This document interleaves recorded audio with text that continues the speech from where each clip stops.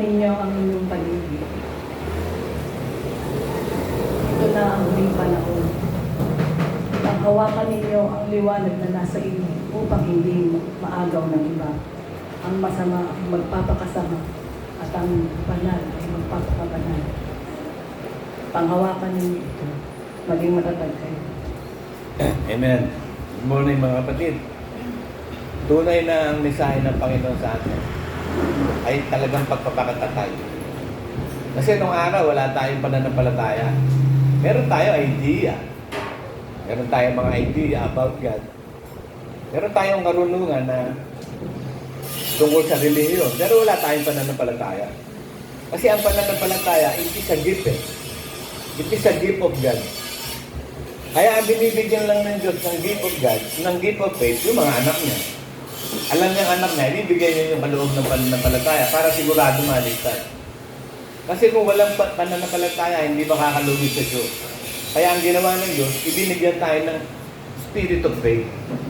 Kapag ang isang tao walang gift of faith o spirit of faith, hindi siya maliligtas. Kasi sinasabi ng Ephesians 2:8 ng ganito eh.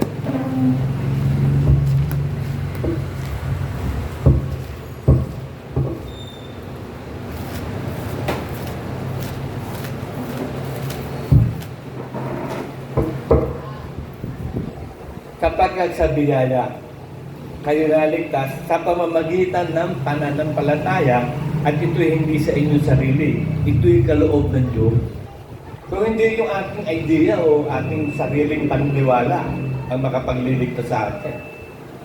Yung kaloob ng pananampalataya, the gift of faith. Kaya napakahalaga na mabigyan ng isang tao ng gift of faith. At ang binibigyan ng gift of faith, yung tunay na naging Kristiyano, yung tunay na naging born again. Bibigyan siya ng isang bagong pagkatao, isang bagong buhay, bagong espiritu. Lilinisin siya sa lahat ng kasalanan at ibibigay sa kanya ng Diyos ang Espiritu Santong gagabay. Upang yung pananampalataya ang ibinigay ng Diyos sa kanya, manatiling tapat hanggang wakas. Kasi kung nananampalataya lang at walang gawa, faith without work is dead. At tulad na nangyari kina Lucifer at yung one-third angel niya, sumasampalataya lahat yan eh. Pero yung pananampalataya nila, nawalan ng kabuluhan. Bakit? Hindi na sila sumunod sa kalooban ng Diyos ay binigay sa kanila. Ang sinunod nila, sarili nilang kaisipan, sariling kagustuhan, sariling kalooban. Naliis na. Tinuloy-tuloy na lang nila. Kasi hindi naman sila patatawarin ng Diyos eh. Kasi iniwan nila yung sarili nilang pamunuan, sariling tahanan. So tayo habang may pagkakataon pa, isa lang kasi ang buhay. Minsan lang ang buhay, hindi na to uulitin eh. Minsan lang ang faith, minsan lang ang pananampalataya. Kaya habang nabubuhay pa tayo ngayon, tignan natin ang sarili natin. Tayo ba'y nasa pananampalataya talaga? The just shall live by faith. Ang matuwid, ang banal, magpapakabanal-banal. Ikaw ba'y nabubuhay na talaga pagsunod sa salita ng Diyos? Minahal mo na ba talaga ang iyong asawa? Yung mga anak, minahal mo ba talaga? Minamahal mo ba sila? Kasi konti na lang ang panahon. Kaya tayo mga kapatid, sige natin sarili natin, spend time with our loved ones. Patunayan natin sa ating sarili na yung pag-ibig ng Diyos na ibinigay sa atin, ipapasa natin sa kanila. Magmamahalan, kasi patapos na eh. Lumakad kayong pamilya. Kung maisasama mo yung nanay mo, tatay mo, asawa mo, mga anak mo, spend time with each other. Kumain kayo. Kasi sinasabi naman ng Diyos sa 1 Corinthians 5:31 ng ganito eh. 1 Corinthians 10:31.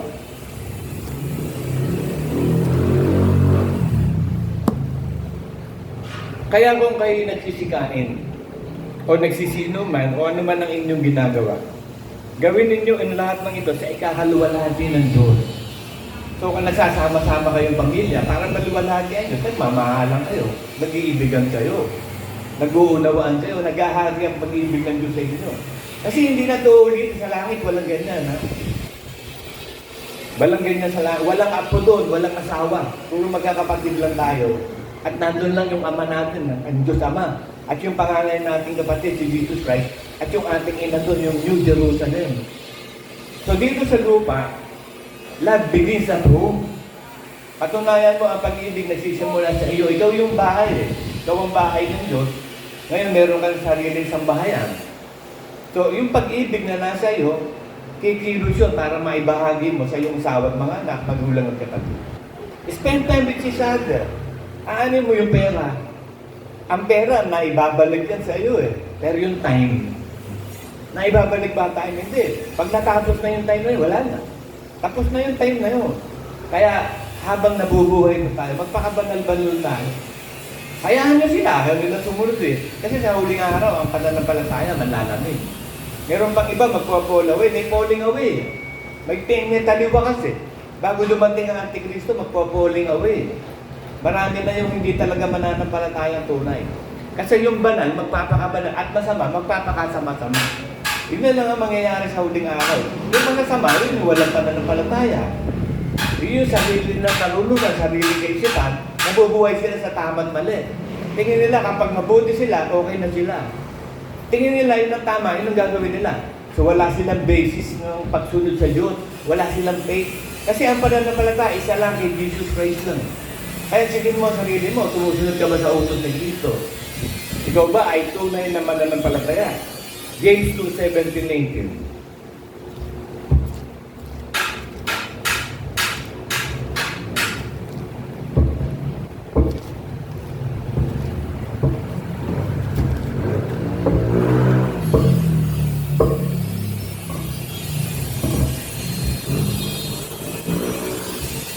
Gayon din naman ang pananampalataya na walang mga gawa ay patay sa kanyang sarili.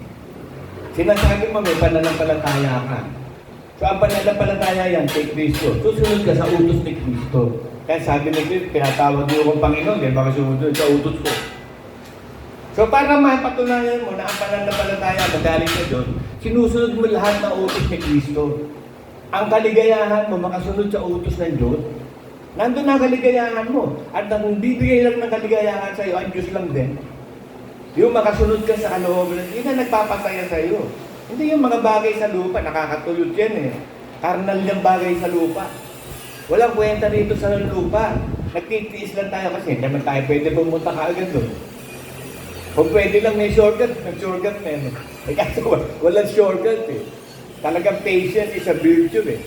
Wait patiently on God. Hintayin natin yung takdang araw at oras na ililigtas na tayo. Ngayon, habang tayo nandito sa lupa, may pera ka, mamasyal kayo. Kung walang sasakyan, eh di, wala.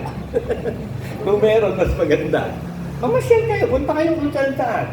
Spend your money. Anong gagawin mo sa pera? Nakapag-iigap po ka, nakapaghandog ka, nabili mo lahat ng needs, nabayaran mo yung mga bill, may konting sobra. Magsaya kayo. Kumain kayo sa labas. Punta kayo kung saan. Kasi mag-banding kayo ng apo mo at ng mga anak mo. Kasi sa langit, walang banding ng apo at anak. Puro magkakapatid lang ang banding dun. At ang pangalan natin, kapatid si Kristo at ang Ama, wala na. Yung ginagawa dito sa lupa, hindi natin magagawa na dun. Iba na gagawin natin doon at yun yung surprise. Pag nakasama tayo ni Kristo, hindi na tayo maihiwalay sa Kanya. Lahat ng plano ng Panginoong Jesus, kasama tayo doon. Hindi natin alam kung ano gagawa ng bagong langit, bagong lupa. Hindi natin alam kung gaano karami yung heaven na gagawin. Kasi, habang may memory pa tayo, aalisin na kasi yung memory pag gumawa na ng bagong langit at lupa. Habang may memory pa tayo, hindi maaalis yung memory. Lagi nandyan yan. Pangkaraniwan nga sa totoong buhay, yung mga mag-girlfriend, boyfriend, hindi nagkakatuluyan eh. Kaya may asawa na siya, pero yung isip niya nandun pa rin sa mahal niyang boyfriend o girlfriend. May asawa, pero yun, hindi lang sila nagkatuluyan. Kasi memory yan, hindi naman namamatayan eh. Malibang alisin ng Diyos ang memory, tsaka lang mawawala yan. Kaya gumawa tayo ng memories habang nandito pa tayo sa lupa. Kasi pagdating doon sa langit, pag tayo nag-glorified na, paggagawa na ng bagong langit, bagong lupa, tsaka maalisin ng Diyos ang memory. Isaiah 65:17.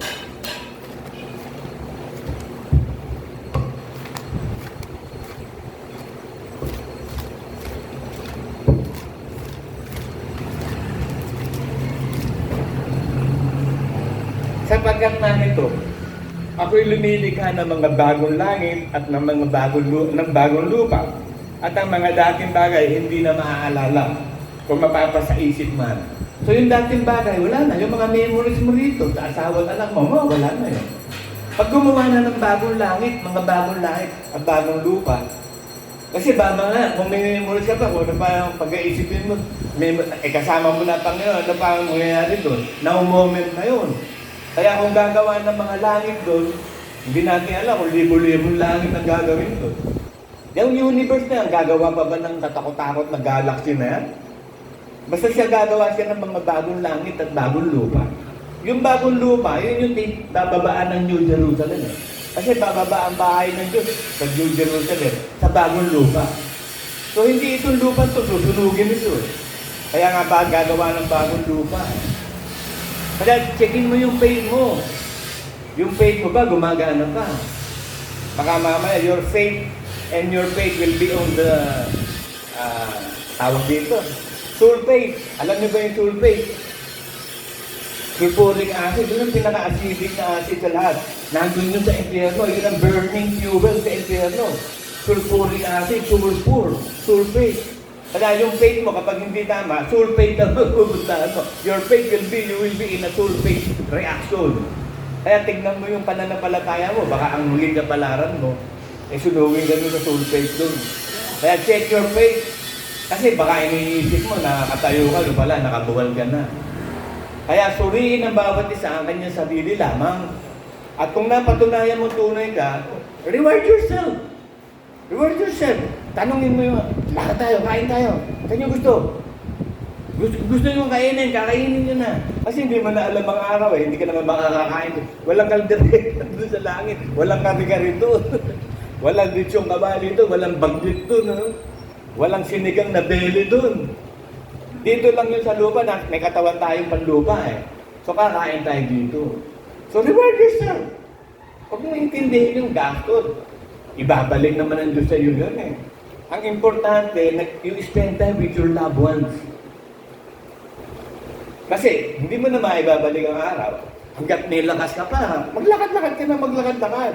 Ako nga, ginagawa ko, once a week kami, lumalakad kami kung saan-saan. Kung saan meron, may pera, lakad. Kain tayo, kahit saan. Saan nyo gusto? May pera ako. Ano may pera? Gastusin. Tara gastos to glorify God. Kung kayo kumakain at umiinom, gawin nito sa ikararangal ng Diyos. In the glory of God. Kaya natin ginagawa ito, pinatutunayan lang natin sa ating sarili na pinagpala nga tayo ng Diyos. Bakit? Nagpapala ka. Ako nagpapala sa mga anak ko. Yung meron sila, nagpapala sila. Weather ang buhay naman Minsan, ikaw nagpapala, ikaw ang dadating naman ng panahon, ikaw naman ang magpapalain. Darating ang panahon, ikaw ang gagastos. Darating ang panahon, siya naman ang gagastos. Wala, hindi na importante kung sino ka. Ang importante yung banding ng pamilya. Sama-sama. Kasi lahat ng bagay gagawin na ng Diyos na bago sa langit Sabi sa Revelation 21. Revelation 21, 5 yata. Teka. 21, 5 nga.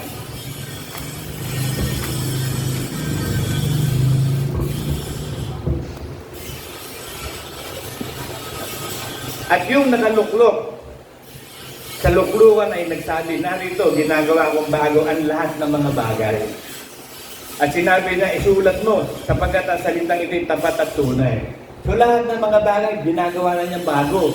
Pati ang pangalan ng Panginoong Jesus, bago.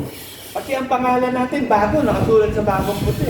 Kasi bago yung titira natin Bagong langit, bagong lupa. So kailangan pupunta doon, bago din. Kasi hindi pwedeng ilagay yung bagong alak sa lumang lalagyan. Masisira yung lumang lalagyan.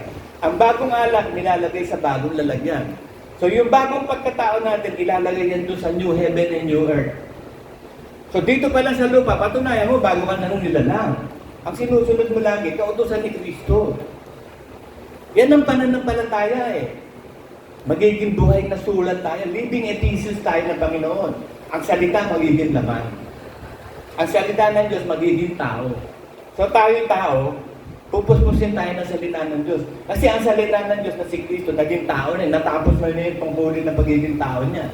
Yung paglilinis ng lahat ng kasalanan. So nung matapos na ni Jesus Christ yun, isinugo na niya ang Espiritu Santo para manahan sa atin. Kasi nung una, ang ama na mahala sa bayan ng Israel Di ba? Sumunod, gumawa na ng preaching si Jesus Christ. Ang Ebanghelyo ni Cristo, tapos sumunod na ministry of the Holy Spirit na. Ang Holy Spirit ngayon na nag-minister na kaligtasan. Ayon sa karunungan ng Diyos na si Cristo. Matatapos na rin ang ministry ng Holy Spirit. Si Cristo naman din ang mag-aaris ang 1,000 taon. Siya naman ngayon ang mga kasiwa. Doon naman talagang nakakasama talaga nila ang Diyos mismo. Kasi nung araw, ang mga Israel ang nakasama ang Ama, pero hindi pwedeng makita yung itsura, mamamatay sila eh. Kaya kahit si Moses, sabi ng Diyos sa kanya, hindi mo ako makikita. Pero makikita ko sa iyo yung likod ko, dadaan ako. Eh nung panahon ni Jesus Christ, nakakasama nila talaga ng mga nahipo, nakita, naamoy, nakausap. Tapos nga sabi ni Cristo, huwag kayong malungkot, magpapadala ako ng bagong mga aaliw. Naaaliw sa inyo, na isusugo ng Ama sa pangalan ko. At isusugo ko rin sa inyo para manahan sa inyo. Kasi kailangan manahan ng Espiritu Santo eh. Kasi hindi pa nananahan ng Espiritu Santo nung araw, hindi pa nag-glorify si Cristo eh. Sabi sa ano yan eh. Sa John 7:39.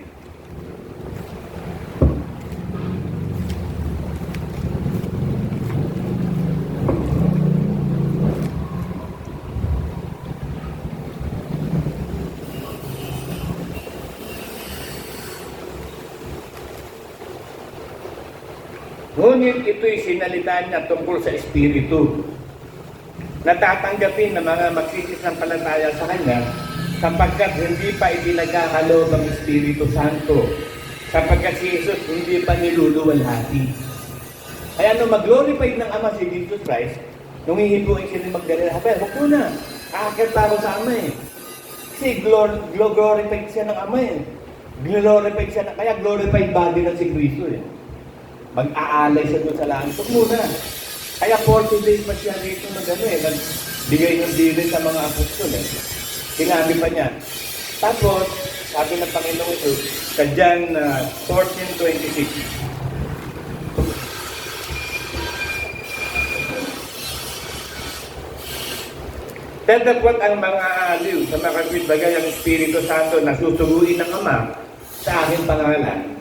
Siya ang magtuturo sa inyo lahat ng bagay na papaalala lahat sa inyo sa lahat ng aking sinabi. Kaya yung lahat ng inaral ni Cristo, nag-ibangero siya, nagturo siya sa Mount of ano, lahat ng aral doon. Isasabihin niyo ng Holy Spirit pag ministry na niya. Sa mga bibigyan ng gift of faith. Yung tatanggap ng pananampalatayang galing sa Diyos, ibibigay din ng Holy Spirit. Para na sa ganon, tuturuan ng Holy Spirit yung mananampalatayang yun. Ipapaalala ito lahat ng inaral ni Cristo. Para kapag na-eligtas na ngayon yun, pupuntahan na ngayon ng Panginoon, maghahalisan ng 1,000 taon, lahat ng naiwan sa rapture. Merong pag-asa maligtas. Siya mismo, ang Diyos mismo, si Cristo, nakakasama nila. Kaya pag hindi sila sumunod, patay na sila kaagad. May sentence agad, pag hindi, iron rod eh. Papatayin ng Panginoon ng kanyang salita, ng kanyang dila, mga hindi susunod eh. Napakatindi no. Ganyan nga, napakapalan natin kasi nandun tayo sa dispensation of faith and grace. Dahil sa awa ng Diyos, naligtas tayo, binigyan tayo ng gift of faith. Kaya yung pananampalatayang ibinigay sa iyo, huwag mong baliwalain yan. Napakahalaga ng pananampalataya yan. Hindi lahat may pananampalataya. Akala nila, mayroon silang faith. Ang daming born again yan, may faith sila. Paano magkakaroon ng faith? Hindi nila sinusunod ang kalooban ng Diyos. Kaya sundin mo lahat ng utos ni Cristo para malamang may gift of faith ka. Kasi kapag hindi ka makakasunod sa kalooban ni Cristo, hindi ka rin maliligtas. Kasi you are saved through faith and that is not of yours, it is a gift of God. Kaya you have to work out. Sabi ng Philippians 2:12.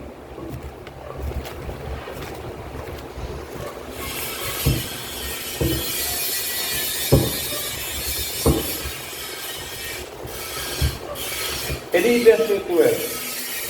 Kaya nga mga minamahal ko kung paano ang inyong lagi pagsunod. Ba't ka lagi nakakasunod? Because of faith. Nauudyuhan ka ng Holy Spirit na sumunod lagi. Because you have that faith. Genuine faith yun eh. It's a gift of God. Na hindi lamang sa harapan ko. Kundi bagkus pa ngayon ako'y wala, lubusin ninyo ang gawain ng inyong sariling pagkaligtas na may takot at panginginig. Work out your own salvation. Kanya-kanya tayo na work out.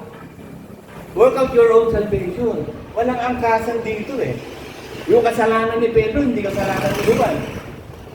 Pag-workout ni Pedro, hindi pag-workout ni John. Your own salvation. Kaya nga binigyan tayo ng Holy Spirit, bawat isa may Holy Spirit. Tinawin yung 10 virgins, di ba? Walang Holy Spirit. Hindi sila, hindi lang nag-aapoy. Walang fuel yung kanilang lampara. No, humihingi na sila doon sa sabi ng mga merong siguro, tapat dito sa akin eh. Kanya-kanya tayo ng Holy Spirit. Hindi, ibigay yung Holy Spirit sa akin, nawala siya. Nawala Holy Spirit. Hindi pwede. Huwag kang mangmang. Na-born again ka nga, wala ka namang Holy Spirit. Kailangan, pag na-born again ka o na-virgin ka talaga, may Holy Spirit na sa'yo at magdidingas yun. Because of the gift of faith. Kasi ang walang pananampalataya, hindi makakalugod sa Diyos yun. Kaya nag-a-apply sa iyo dahil because you have that gift of faith. At gumagawa ang faith na yun. Kasi, konting panahon na nga lang yun. Kaya yung kapangyarihan ibinigay sa atin. Yung kapangyarihan kumain, magsaya sa lupa. It is a gift of God. Yung kaloob ng Diyos yun eh. Kaloob ng Diyos yan. Kaya samantalayin mo habang buhay ka kasi wala na sa langit nun. Habang nandito tayo sa lupa, sundin natin lahat ng kalooban na nila at pagpapalain tayo sa lahat ng bagay. Kasi habang may time pa, sabi sa Proverbs 3:27,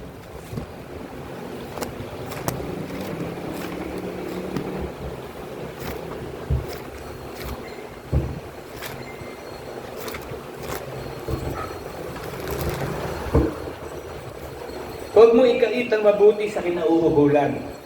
Pagka nasa kapangyarihan ng iyong kamay na ito'y gawin. So, sana mo nang gawin, may pera ka, libre mo mga anak mo.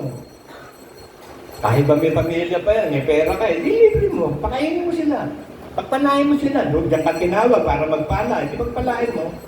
Darating yung panahon, ikaw naman ang pagpapalain yan. Weather ang buhay, hindi naman lagi ikaw ang gagastos eh.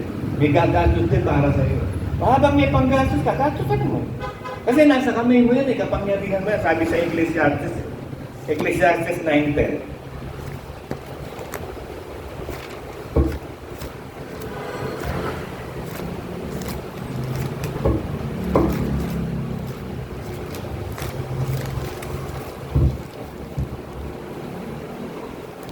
Ano ang masungkong gawin ng iyong kamay, gawin mo sa iyong kapangyarihan.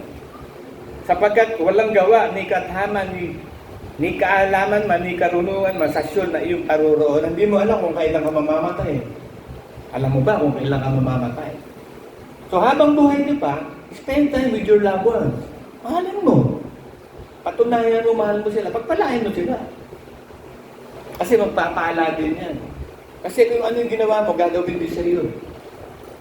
Pag ikaw ay matulungin, tutulungan ka rin. Mahabagin ka, ahabagan ka. Kung ano yung ginawa mo, gagawin sa iyo. Yung itinanim mo, aanin mo. Kaya habang may pagkakataon ka, nasa kapangyarihan ng iyong kunay, gawin mo. Ayusin mo buhay mo.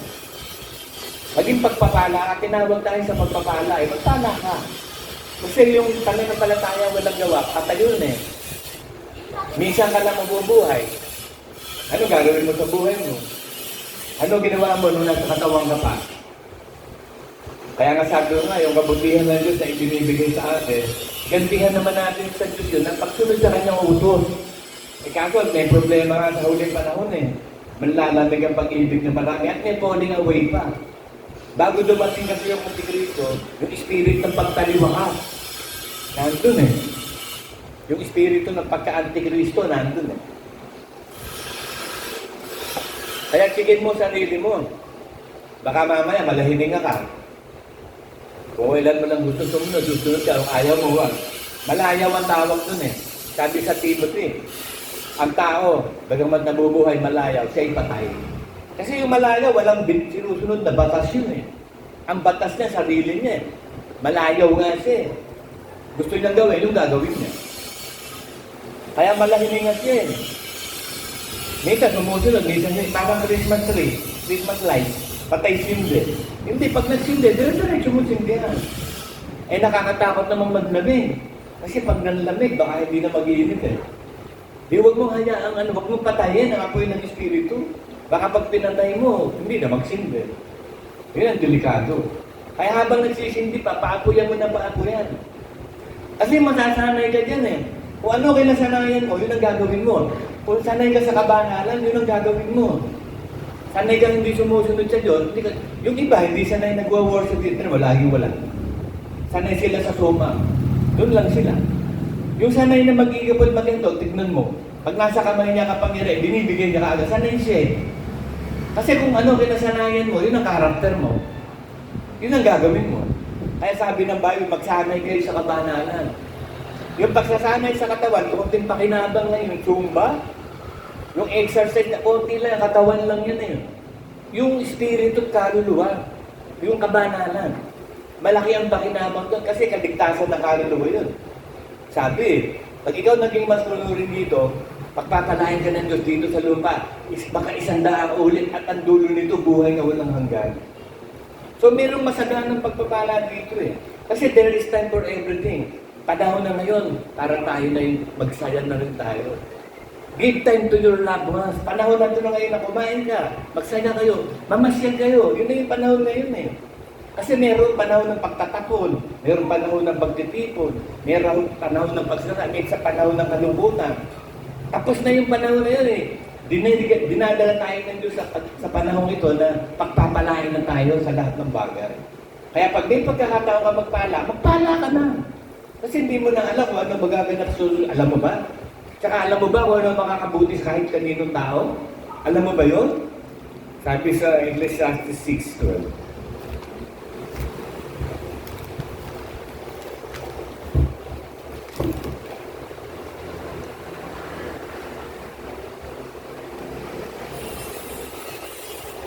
Kasi merong iba na sasabihin ng magulang, kaya ako ito ginagawa sa iyo, sa ikabubuti mo ito. Ako magulang mo eh, sa ikabubuti mo ito. Alam ba niya kung ano ikabubuti ng anak niya? Sasabihin mo ito sa tao, gawin mo ito kasi sa ikabubuti mo ito. Alam ba niya yun? Sa kuha ikabubuti niya? Ang Diyos ang nakakala kung ano makakabuti sa tao. Kaya magtiwala ka sa Diyos. Magkatiwala mo lahat sa Diyos, siguradong tama ang mangyayari sa buhay mo. Kasi sino nakakalam na makakabuti sa tao? Sige. Kaya yung iba, ang gagaling mag-counseling. Akala mo, gagaling na. Baka mamaya makasama pa yung counseling. Kaya huwag kang basta magka-counseling. Yung lalapit lang sa iyo, magpapakounsel sa iyo. Para nang sa gano'n, ang Holy Spirit, nang bigyan ka ng karunungan, sabihin sa Kanya kung ano yung kakounsel mo. Hindi basta, counsel ka ng counsel. Ito sabi sa Bible, Ecclesiastes 6:12. Sapagkat sinong nakakaalam kung ano ang makakabuti sa tao sa kanyang buhay, lahat ng kaarawan ng kanyang walang kabuluhang buhay na kanyang ginugol na gaya ng anino. Lahat ng bagay sa lupa, walang kabuluhan. Ang buhay natin dito parang anino. Nakita mo, maya na, wala na. Parang singaw. Nakita mo, nandiyan, wala na. Water vapor. Ganun kaisi ang buhay natin. Hindi mo na alam kung ano susunod na mangyari. Hindi mo nga pwedeng ipaghambog ang araw ng bukas. Eh. Yun lang mamaya eh. Hindi mo alam ano mangyayari mamaya. Alam mo ba? Kung ready ka, nandun yung faith mo lagi. Active ang faith mo. Kahit wala ka na pakialam, kahit ano mangyayari mamaya. Ready ka na lagi. Hindi ka na magugulantang eh. Kaya sabi ng Diyos eh, hindi ka magugulat sa araw na yun eh. Kasi lagi kang ready. Yung mga hindi ready, mabubulaga yun. Sasabihin nung magre-ready, mag-worship na nga ako sa palatil. Pagdating dito, sabi walang tao. Nag-rapture na, naiwan ka na. Kung kailan gusto mo na magsisit, nawala na. Late ka na. Ikaw yung 5 virgins na bobo. Habang may pagkakataon pa, ang Holy Spirit na binigay, hayaan mo magsindi, hayaan mo mag-alat. Gawin mo lahat. Kasi faith without work is dead eh. Ang pananampalataya walang kabuluhan, patay yun eh. Ano yung walang kabuluhan? Katulad ng mga demonyo. May faith yan, nanginginig din yan eh, natatakot din sa Diyos yan. Pero walang pagsunod. Pagkontra ginawa nila. Imbis na sundin nila, ang kalooban ng Diyos sa kanila, kinontra. Ang ginawa nila, yung kalooban nila. Ganon si Lucifer eh. Akala niya kasi kaya niya maging Diyos kasi puno-puno siya ng kapangyarihan eh. Perfect in beauty. Full of wisdom. Tingin niya kaya niya maging Diyos eh. Pwede ka ba maging Diyos eh meron Diyos na gumawa sa'yo? Hindi na disgrasya niya. Pero nakamit niya pa rin ang ambisyon niya maging Diyos. Kaya lang Diyos ng kadiliman. Hindi Diyos ng maliwanagan. Pero kinuha ba ng Diyos yung gift? Hindi naman kinuha. Na kay Lucifer pa rin yung gift ah. Kaya nga may power siya. Nawala si Lucifer sa Diyos. Nasa dilim na siya eh. Ang Diyos ang liwanag. So wala na. So konting-konting panahon na lang nalalabigay sa taas. Naguhuramentado na to eh. Kasi susunod na, ipipersecute na niya ang church. Magkakaroon ng persecution eh. Ipipersecute yan eh.